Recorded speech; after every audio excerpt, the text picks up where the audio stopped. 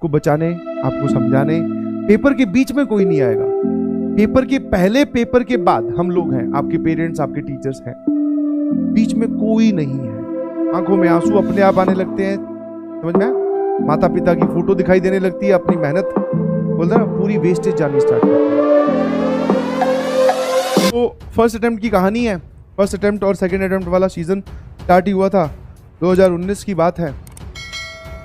और वो बहुत सिंसियर बच्चा था, बिलीव मी, बहुत सिंसियर। मतलब एक ऐसा बच्चा जिसको आप बोल दो कि भैया ये करना है तो बस करना है। फिर अगले दिन जब आप उससे मिलोगे और आप पूछोगे ये काम हो गया, तो बोलेगा हाँ सर हो गया।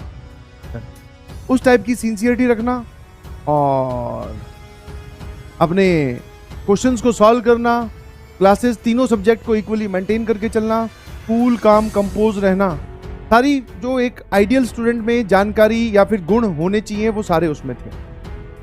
ठीक है, अब फर्स्ट अटेम्प्ट हुआ भाई साहब। फर्स्ट अटेम्प्ट होते ही पेपर डिस्कशन के लिए वो सेंटर पे आया, ऑफलाइन की बात कर रहा हूं। तो आके मैंने पूछा भैया क्या हाल है, बोले कि सर, और फूट फूट के मतलब बस 1 या 1.5 मिनट भी नहीं, 50 सेकंड ही मेरे सामने रुका होगा, उसके बाद में रोना शुरू।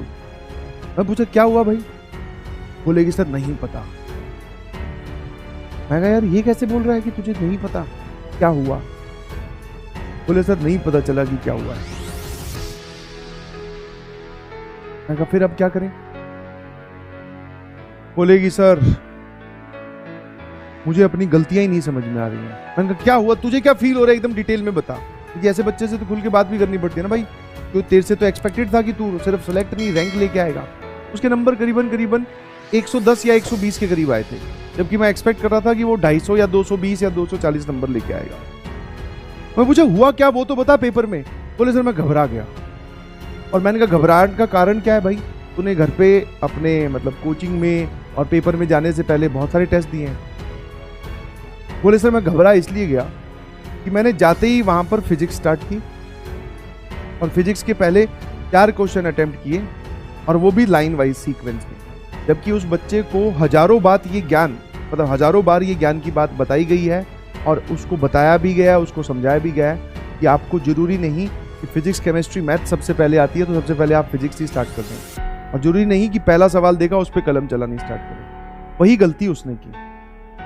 उनके वो तीनों सवाल ये डिफिकल्ट होंगे या फिर किसी कारणवश उसके जवाब नहीं आए, तो वो उसका जो प्लेन टेक ऑफ करना चाहिए था, उसका जो मोटिवेशन है वो डाउन हो गया। उसको लगेगा कि गया कैरियर। मैं एक सवाल गलत हुआ, इज नेगेटिव। दूसरा सवाल गलत हुआ, सर भयंकर नेगेटिविटी छा चुकी है। तीसरा गलत होते ही सर हम गए, अब हमारा कुछ नहीं हो सकता है। आंखों में आंसू अपने आप आने लगते हैं, समझ में? माता पिता की फोटो दिखाई देने लगती है, अपनी मेहनत बोलते हैं पूरी वेस्टेज जानी स्टार्ट करती है। सिर्फ वो 3 सवाल में ही खेल हो जाता है।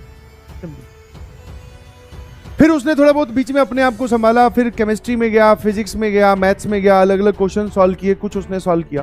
बट जो उसका टेक ऑफ था, जो बहुत शानदार तरीके से होना चाहिए था, वो नहीं हुआ, और उसका एज ए इम्पैक्ट कि उसका पूरा पेपर ही बिगड़ गया।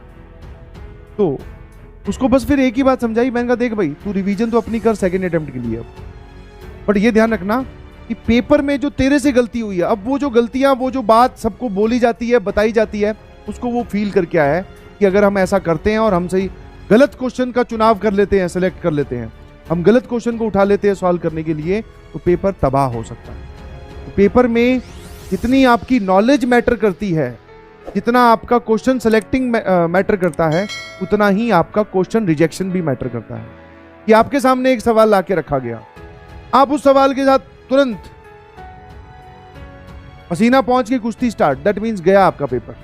क्योंकि आप समझो ना, पेपर ये थोड़ी है कि आपको कितना आता है। अगर आपको कितना आता है ये सिचुएशन होती, तो आपको एक गणित की